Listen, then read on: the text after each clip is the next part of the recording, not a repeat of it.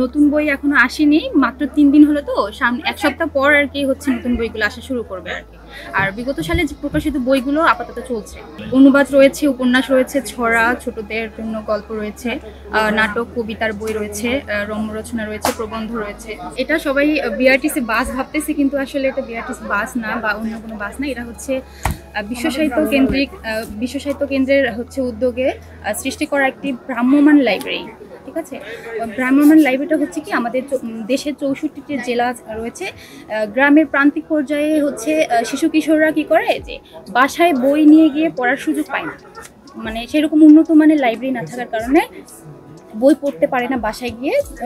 এটার উদ্যোগেই হচ্ছে এটার উপর ডিপেন্ড করে এই ভ্রাম্যমাণ লাইব্রেরি তৈরি করা হয়েছে আর কি। সরকারের অর্থায়নে চলে, তো সেটা হচ্ছে অফ হয়ে গিয়েছিল, মানে শেষ হয়ে গেছে, বিলটা শেষ হয়ে গেছে, বাজেটটা শেষ হয়ে যাওয়ার কারণে ডিসেম্বরে শেষ হয়ে গিয়েছে, এই জন্য এটা বন্ধ ছিল।